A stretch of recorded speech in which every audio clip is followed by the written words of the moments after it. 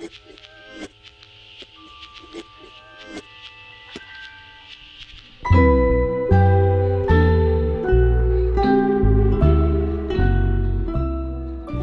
och välkomna till Moderna Museet i Stockholm och utställningen Giacometti ansikte mot ansikte.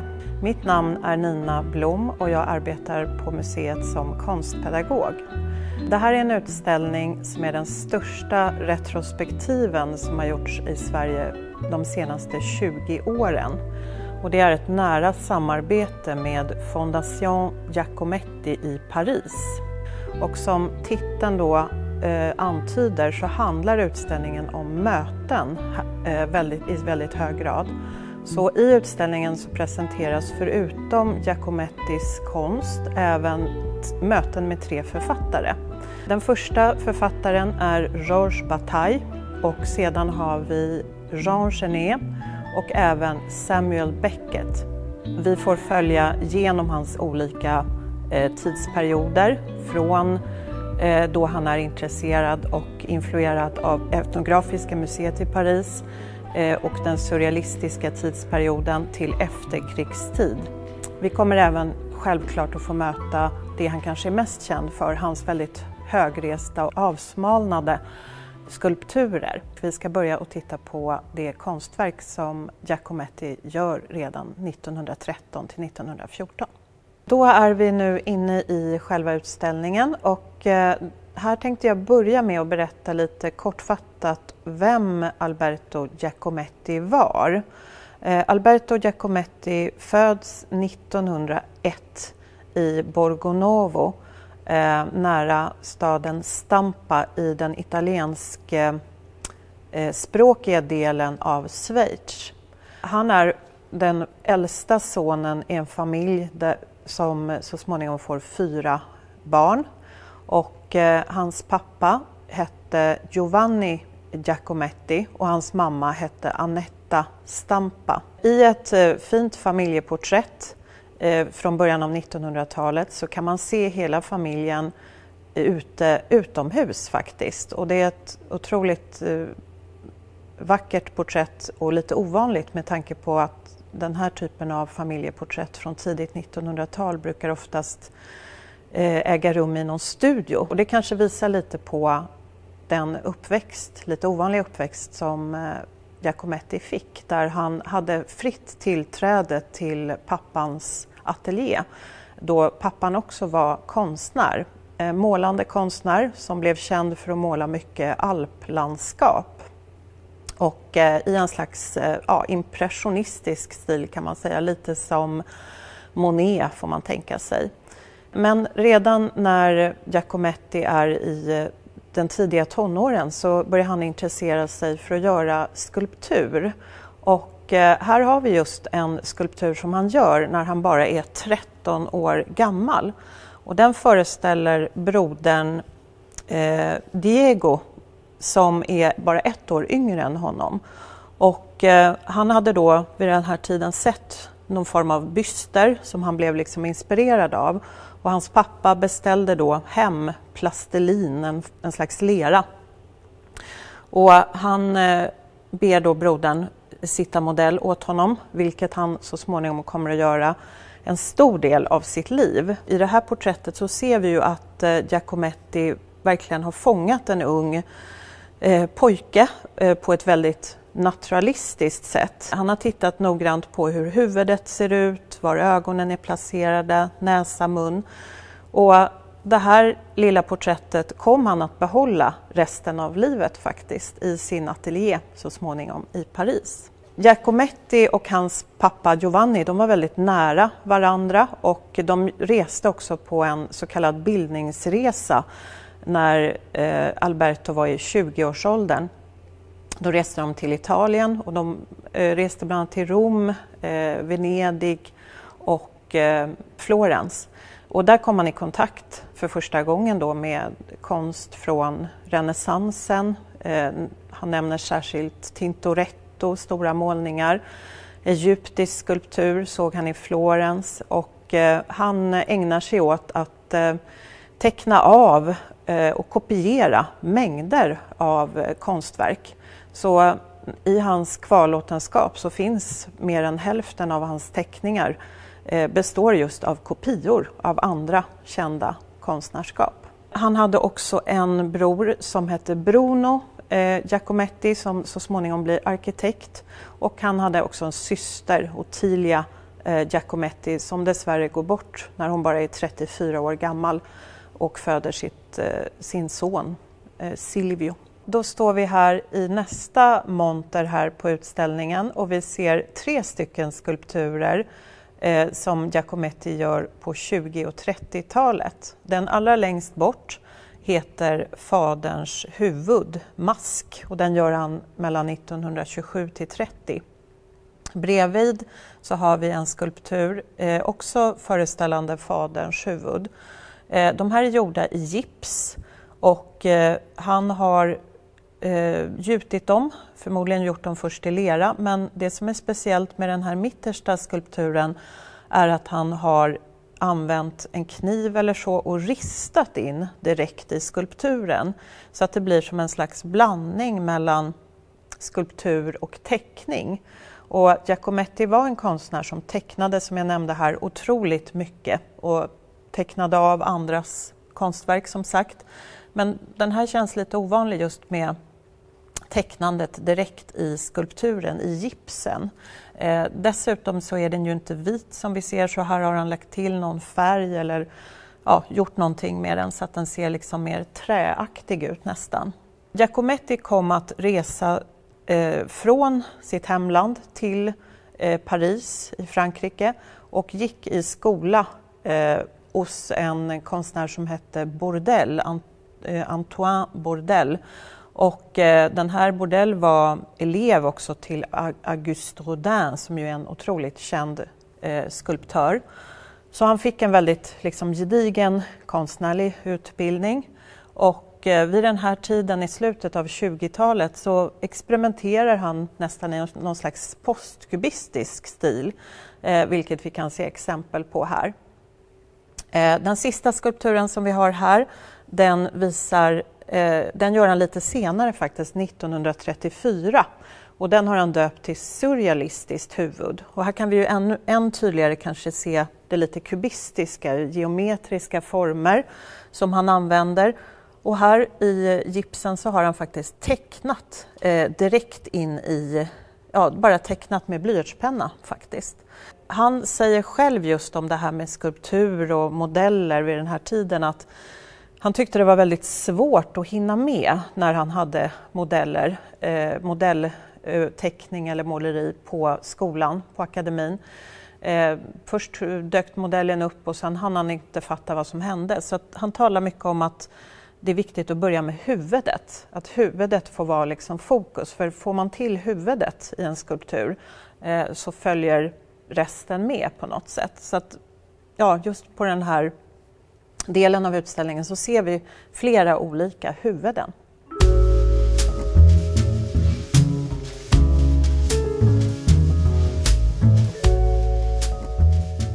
Då står jag här framför 3 stycken skulpturer av Giacometti som han gör 20-30-tal. Och den första jag tänkte tala om heter Skedkvinna.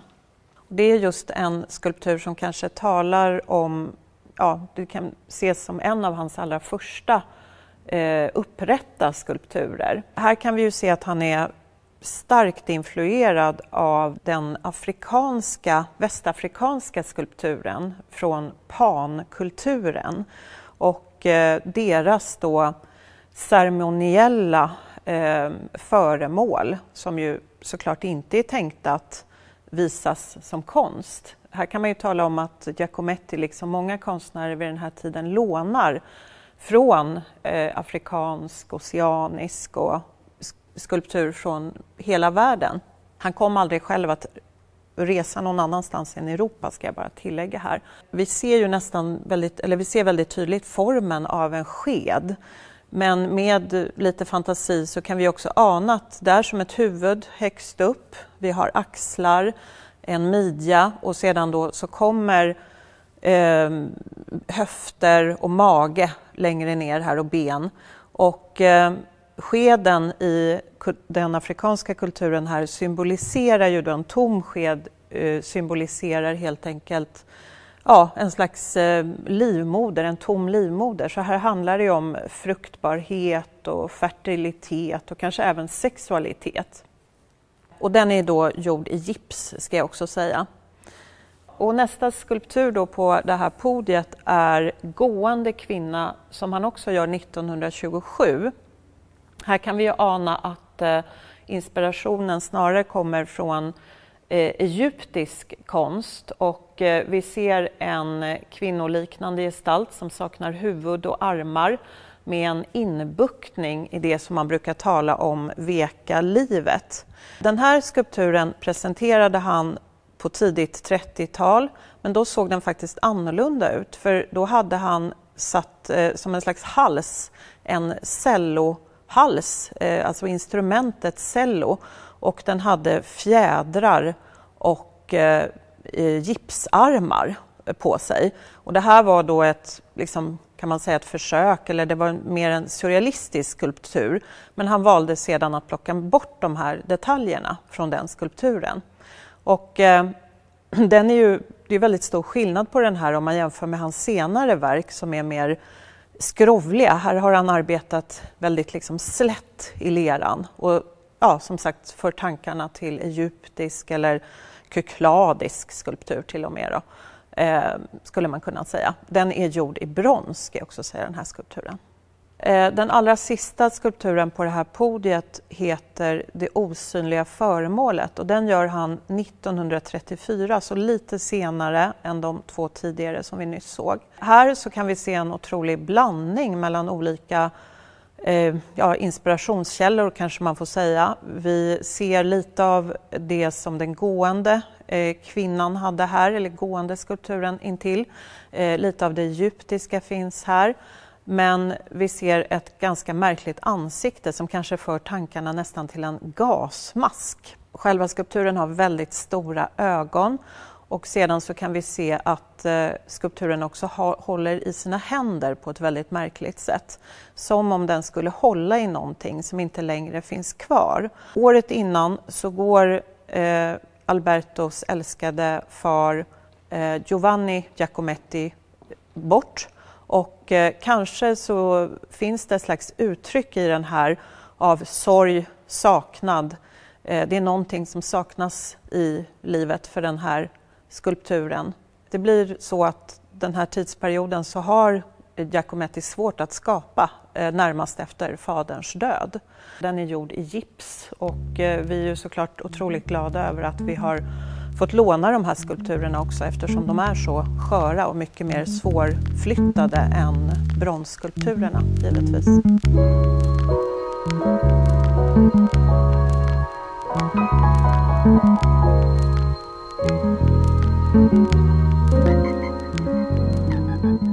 Då har vi kommit in i den surrealistiska delen här av utställningen, och här så finns då, eller uppstår ett möte som jag tidigare nämnde med den franska författaren Georges Bataille, som i slutet av 20-talet startar en ganska märklig tidskrift vid namn Document.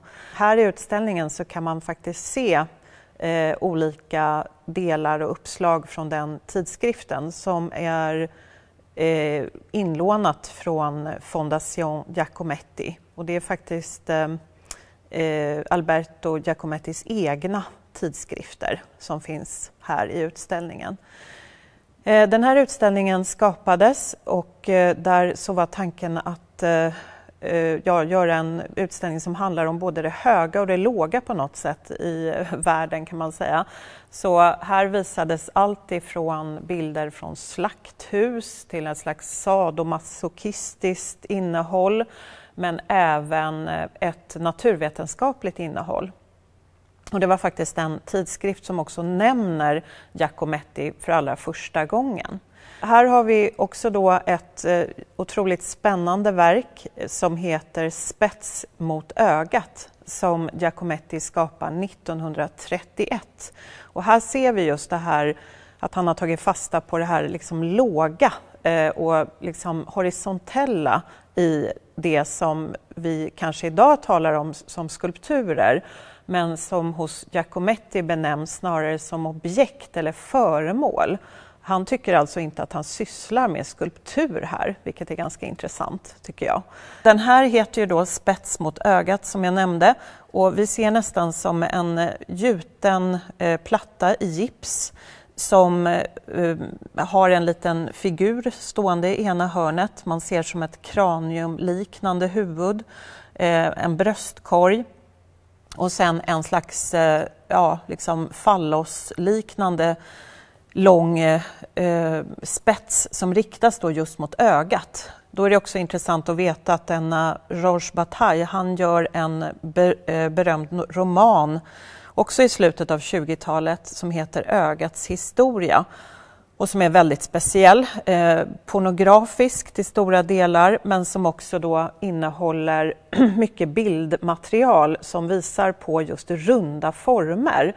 Och det är som om Giacometti har blivit direkt liksom inspirerad av den här romanen. De här runda formerna, det är alltid från ägg till bröst och testiklar och andra runda former som representeras i den här märkliga romanen då. Jag har ju nämnt här tidigare att han också är då en konstnär som kopierar andra konstnärer. Men frågan är väl här vem som kopierar vem, för den här det här lilla föremålet, det här lilla objektet, det skulle man ju nästan kunna se som att det är Salvador Dalí, den kända surrealistiska konstnären, att han blir influerad att göra Wilhelm Tells gåta som vi också har här på Moderna museet i vår samling. För det finns ju en ganska stor samstämmighet med den här, i Dalís målning så är det ju en lång skinka som vi kan se, och här har vi som en märklig form som liksom pekar då just mot ögat, i spets mot ögat som den här konstverket heter. Här står jag bredvid ett verk som Giacometti gjorde 1930 till 31, och det skiljer sig ganska mycket ifrån de tidigare verken vi har tittat på, för här har han faktiskt gjort det här, skulpturen kallar han ju inte den, utan föremålet eller objektet vid den här tiden, helt i trä, och han har då tagit hjälp av en träsnidare. Verket heter Bur och det köps in hit till Moderna museet faktiskt 1964 som en del i satsningen Önskemuseet. Här så jobbar han då kanske för första gången med den här liksom burkonstruktionen som man sen kommer att återkomma till.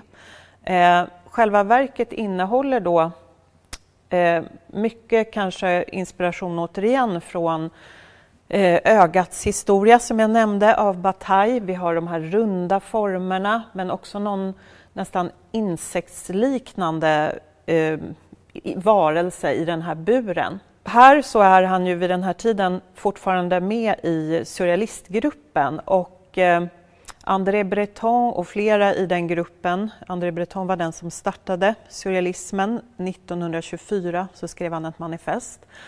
Han var särskilt intresserad av bönsyrsan och bönsyrsans parningsakt. Så här kan man liksom känna att det nästan finns någon insektsliknande varelse.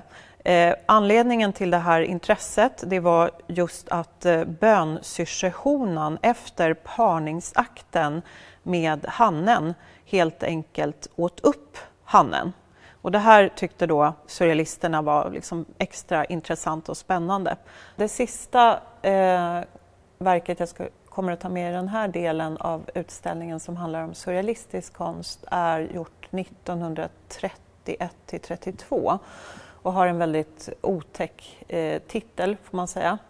Kvinna med halsen avskuren.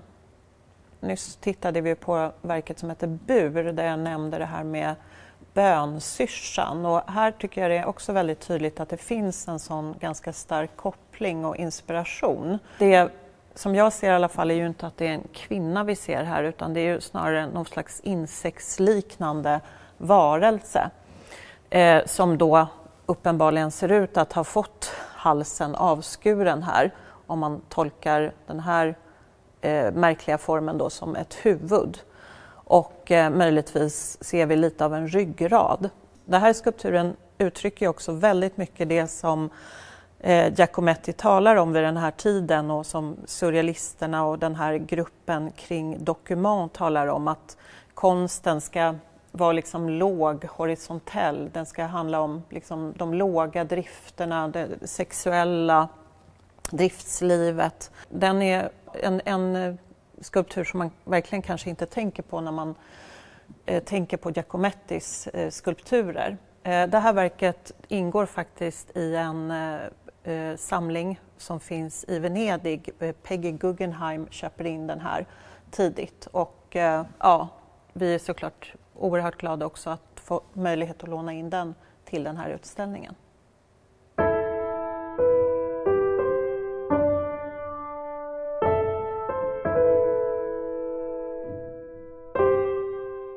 Då har vi kommit in i mittensalen här i utställningen, och här inne så ser vi verk från 30, 40, 50-tal, och det konstverk jag tänkte prata om nu är det absolut minsta konstverket på den här utställningen och har namnet Mycket liten statyett. Den gör Alberto Giacometti 1937 cirka.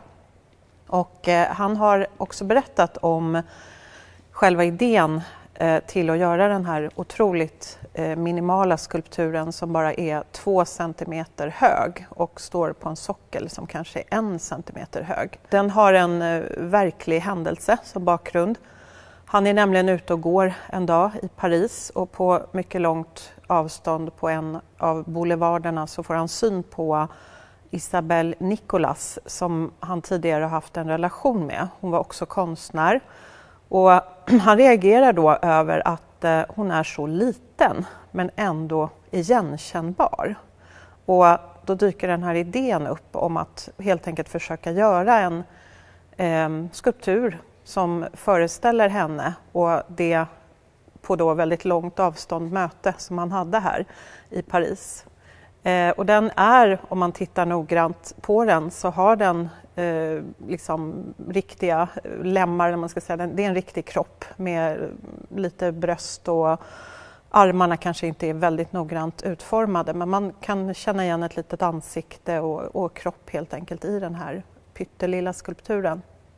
Den görs ju strax innan andra världskrigets utbrott, och Giacometti kommer att befinna sig i Paris några år under kriget, men väljer att flytta tillbaks till hemlandet, Schweiz, under andra världskriget.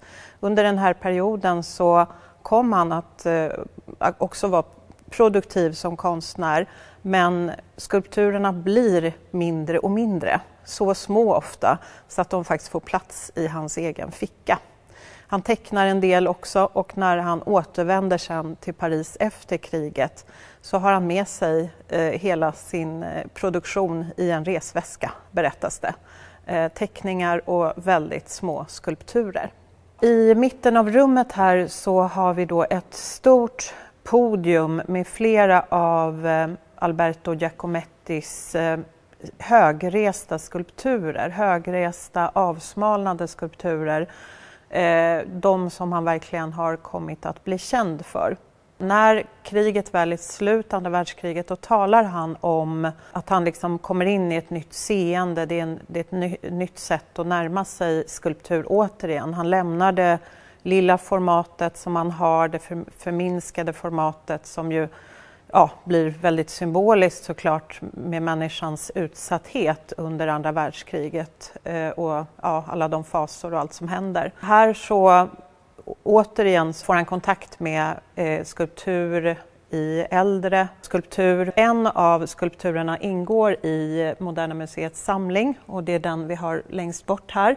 Hög gestalt heter den gör han 1949. Och det som är så fascinerande med de här är ju att de dels såklart fick han ju mycket frågor och tankar kring varför de är så smala, och det fanns också mycket idéer och tankar vid den här tiden när han presenterar dem efter andra världskriget, att det är en direkt symbolik som har med fångarna från koncentrationsläger att göra. Men det är något som Giacometti inte själv hävdar, utan han säger att den associationen stämmer inte riktigt. Den höga gestalten där, den är faktiskt i en mänsklig naturlig storlek, kanske 1,70 cirka är den kvinnofiguren.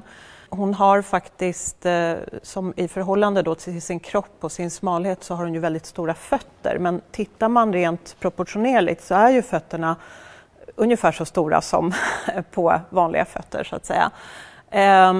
Här så jobbar han ju då med, på ett mer traditionellt sätt med en sockel. Han bygger upp med en ståltråd. Ofta får han hjälp av brodern Diego som är hans nära assistent och också modell i ateljén. Och går man nära och tittar så ser man hur han då har liksom tummat väldigt känsligt på liksom kroppen med lera. Och sedan är de då gjutna i brons, de här skulpturerna. Den allra största som är med i utställningen, vi har ju tittat på den allra minsta nyss som bara var 2 centimeter. Och den här är väl, nu har jag inget mått på den här, men den kanske är 3,5 meter eller någonting. Och den blir ju mycket mer väldigt tydligt en kvinnlig gestalt med stora bröst, ganska breda höfter. Och också här ser vi det här liksom tummade intrycket, och det finns en väldigt liksom känslighet i de här skulpturerna och man känner av hans närvaro väldigt tydligt. Men jag tänkte själv vad det är som gör sån skillnad, för numera har det ju börjat komma skulpturer som är mycket mer, vi har 3D-skanningsmöjligheter för många konstnärer, och jag såg själv en sån utställning där i princip alla skulpturer var 3D-skannade, men de kändes så otroligt liksom livlösa och att de saknar liv verkligen. Men här känner man av den här energin och liksom, det som Giacometti vill uttrycka känns väldigt tydligt i de här monumentala högresta kvinnorna, som ju också i och för sig är väldigt passiva. De står ju väldigt liksom stilla, det finns något stilla över dem. När han har fått frågor om det, för många gånger så har han ju med män också, vi kommer att titta på det längre fram, då är de lite mer rörliga, så har han själv svarat att han känner sig, han har svårare liksom att förstå kvinnor, han känner ett längre avstånd ifrån dem. Han jobbar också vid den här tiden väldigt tydligt med socklar, och här kan vi se en skulptur som föreställer 4 kvinnor på en sockel. Och idén till att faktiskt göra då, sätta ihop 4 skulpturer tillsammans på det här sättet fick han sedan han en dag i sin ateljé såg just 4 skulpturer som stod tillsammans. Och då tyckte han att det såg liksom väldigt bra ut. När han gör de här skulpturerna så arbetar han mestadels ur minnet. Han har själv berättat i en intervju just det här med hur det var att teckna och måla efter modell, och då upplevde han att det gick så snabbt, han hann inte med, så han börjar också arbeta väldigt mycket med minnesbilder. Självklart så arbetar han också efter modell, ska jag säga, och det finns exempel här inne på modellteckning och på modellskisser och målningar också som han arbetar med.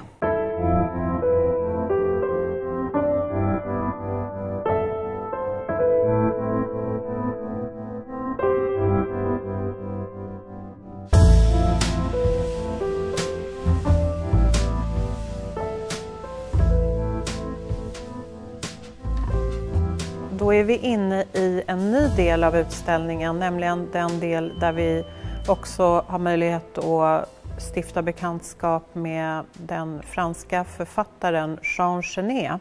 Giacometti lärde känna Jean Genet 1954 och de möttes första gången ute på en bar, berättas det, där Giacometti satt tillsammans med Jean-Paul Sartre, författaren. Och på långt håll såg han då Jean Genet och var fascinerad över hans huvudform. Han återkommer ju till det här hur viktigt huvudet är i hans skulptur och hur han gärna arbetar med huvuden specifikt. Så han var liksom fascinerad och blev så småningom då presenterad för honom. De här två männen, de fann varandra. Och Jean Genet, han hade ett väldigt brokigt förflutet. Han hade flera gånger åkt fast av polisen. Han var öppet homosexuell, vilket ju var förbjudet vid den här tiden. Och han hade då 1954 också skapat sin första och enda film, En sång om kärlek, som också visas här i utställningen. Som är en berättelse eller en film som handlar om homosexuell kärlek i en slags fängelsemiljö. Och just det här med liksom människor i marginalen, marginaliserade människor, är något som de liksom möts i, kan man säga. Första gången som Jean Genet besöker Giacometti i hans ateljé så slås han av hur smutsigt det är, vilket kyffe det är. Allting känns bräckligt och skört i den här ateljén. Och Giacometti ber honom alltså att sitta modell åt sig. Och han har flera vänner och bekanta som gör det här. Och här i utställningen så har vi just ett porträtt då som visar Jean Genet från 1954 till 55. Och här kan vi se då att vid den här tiden på 50-talet så har han alltså börjat att måla också. Så att modellen blir allt mer central för honom efter kriget. Och i den här målningen så kan vi se en slags nästan burliknande konstruktion faktiskt. Det är som om han sitter i en bur. Och vid den här tiden på 50-talet så har Giacometti börjat tjäna en hel del pengar, han har nått framgång, men han väljer att stanna kvar i den här trånga ateljén som bara är 23 kvadratmeter och där allting känns otroligt smutsigt då, och fimpar ligger på golvet, han städar aldrig, berättas det, och det är damm och det är gips överallt. Och i den här miljön då så tar han emot sina modeller som sitter ofta väldigt många dagar. Och han ändrar och målar, och man kan också se hur han lägger väldigt stor vikt just vid ansiktet. Han målar på liksom lager på lager nästan så att färgen bågnar till slut. Och det här är ju ett väldigt fint porträtt kan vi se, och vi ser att färgskalan också är väldigt nedtonad. Det är ockrafärger, det är grått, svart och vitt. En film som faktiskt har gjorts ganska nyligen, 2017, av Stanley Tucci, tror jag man säger, heter Det sista porträttet, och i den så kan man just följa James Lord som är konstkritiker i hans, när han får sitt porträtt utfört helt enkelt. Och det här blir då det som han trodde skulle vara klart under ett par dagar visar sig ta 18 dagar eller någonting. Och han har skrivit en bok som handlar om det här, som just den här filmen baseras på. På 20 meters håll är varje porträtt en liten massa av liv. Hård som en kiselsten och proppfull som ett ägg. Som utan vidare skulle kunna ge näring åt 100 nya porträtt. Och här har vi då en rekonstruktion som visar hur stor eller hur liten Giacomettis ateljé var i Paris på Rue Polyte-Mandron, där han höll till mellan 1926 fram till sin död 1966. Här så tecknade han direkt på väggarna, och vi ska titta på hur ett sånt väggfragment ser ut här borta.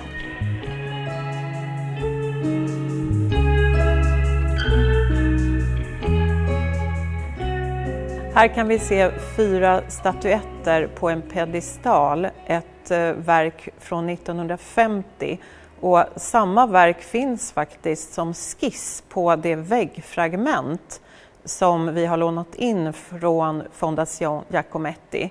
Ett väggfragment som mycket finns bevarat tack vare Annette Giacometti. Hon var född Annette Arn och gifte sig med Giacometti i slutet av 40-talet. Och här har vi alltså själva väggfragmentet med skisser och allt som vi kan se här i utställningen. Det som är fascinerande med att Giacometti då gick in för att teckna och måla direkt på sina väggar i den här trånga ateljén, det är också att det finns någon slags parallell kanske till den stora upptäckt som sker i slutet av 40-talet när Lascaux-grottan upptäcks. Annette och Giacometti åker också och ser de här väggmålningarna. Och det är ju helt otroligt att vi just kan låna ett fragment från hans riktiga ateljé.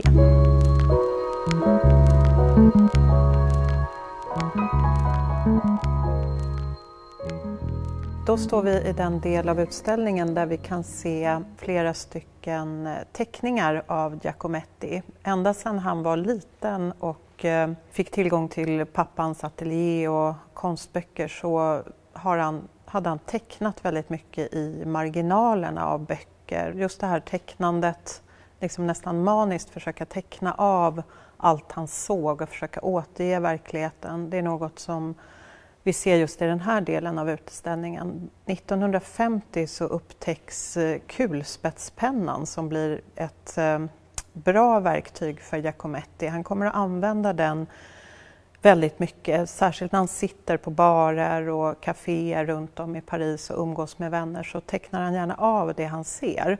Och i den här montern här så kan vi just se den typen av tecknande med kulspetspenna, med bickpenna.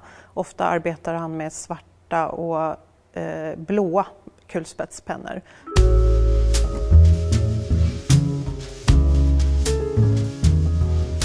Det porträtt vi har här bakom mig föreställer ytterligare en av Giacomettis modeller som kom att sitta mycket modell åt honom, som han träffade sent i livet. Hon hette Caroline och hon kom ofta till hans ateljé sent på kvällen. Han har gjort ett 30-tal porträtt av henne och oftast då ägde det här arbetet rum nattetid. Och det kan man nästan känna i det här porträttet, eller den här bilden. Här är ljuset, här har han lagt in, förutom de här ockratonerna som vi såg i porträttet av Jean Genet och de gråa tonerna i porträttet av Annette, så ser vi ändå lite färg här. Och det finns ett lite gulaktigt ljus som kanske liksom påminner mycket om det här lysrörsljuset som han måste ha använt då, eftersom han inte kunde arbeta med dagsljus helt enkelt. Vi kan även lägga märke till att hennes klänning har en aning rosa-rött i sig här. Och något som också framkommer ofta i porträtten är ju att han har alltid lagt störst vikt vid ansiktet. Så att vi har det här med, liksom återigen det här med huvudet som är liksom centrerat. Det är där han arbetar mest, kan man se av linjerna. Och sen så låter han mycket liksom vara, det blir lite mer skissartat runt omkring. En annan viktig sak här också är ju just det här lite buraktiga som förekommer även i de målade porträtten. Caroline satt också mycket modell åt honom under sista åren. Hon var väldigt ung ska jag säga när de träffades, i 20-årsåldern bara. Det vi ser här bakom mig nu är ett porträtt av Annette Arm som hon hette, den kvinna som Giacometti kom att leva tillsammans med. De träffas under kriget i Genève där Annette arbetar på Röda Korset. Hon har en utbildning som sekreterare och de flyttar ihop i Paris 1947 och 1949 så gifter de sig. Annette blir den kvinna som kommer att sitta allra mest modell åt Giacometti. Och man kan bara föreställa sig vilka otroligt tröstlösa långa timmar hon måste ha tillbringat på obekväma stolar sittande då modell åt honom månad ut och månad in i den här ganska kalla och fuktiga ateljén som man tänker sig. Det här porträttet heter bakom mig Mörk Annette och här ser vi ju att det är väldigt få färger han egentligen använder. Det berättas så, man har tydliga vetskap om att han var väldigt petig med sina porträtt. Han kunde måla och jobba med dem dag ut och dag in och sen så målade han över allting och sen började han om. Han hade liksom svårt att bara rätta en detalj utan det var mycket att han liksom kände att om något blev fel, om han inte fick fram det här rätta uttrycket, det han var ute efter, så var han tvungen att börja om från nystart. Här har vi en av de största huvudena i utställningen, eller porträtthuvudena, och det är lite osäkert om porträttet föreställer Alberto Giacomettis bror Diego eller om det är ett självporträtt. Ytterligare en person då som just satt oerhört mycket modell åt honom, det var Diego, och Diego bodde nära honom nära ateljén, och de hade också ett väldigt nära samarbete. Han var också skulptör men jobbade främst med liksom förlaga ur djurriket, och dessutom så var han designer och formgav olika lampor och fantastiska möbler. Det här porträttet är ju helt otroligt, för från sidan så ser det ju ut som det ska vara format som ett mänskligt huvud så att säga, men går vi rakt framifrån det så är det väldigt platt. Och jag tänker lite samma sak här som jag nämnde med Anette, vilka otroliga timmar, vilket engagemang att sitta modell så länge och så mycket för Giacometti som han måste ha gjort, och också det stöd han faktiskt måste ha varit för sin bror.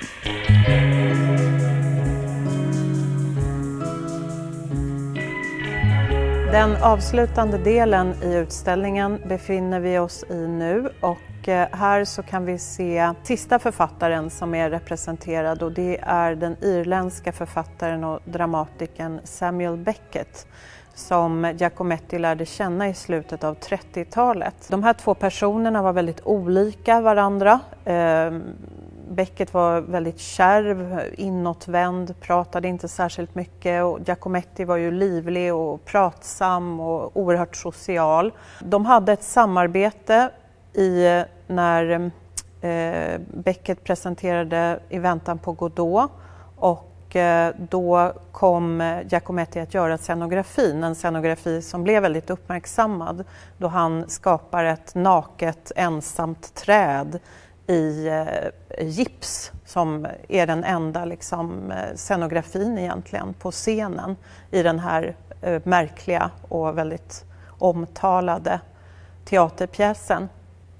Under den här tiden kan vi också se att det finns kanske något teatralt över en del av Giacomettis skulpturer. Här har vi Moderna Museets egen skulptur, 3 män som går, och jag talade tidigare om att kvinnorna, de här högresta kvinnogestalterna, oftast står väldigt passiva.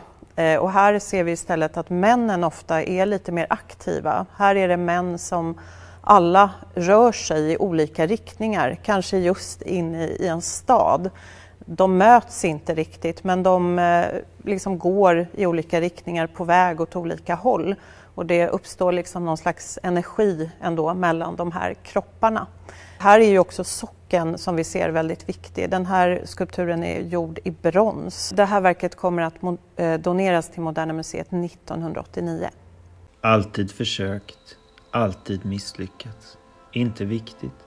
Försöka igen, misslyckas igen, misslyckas bättre.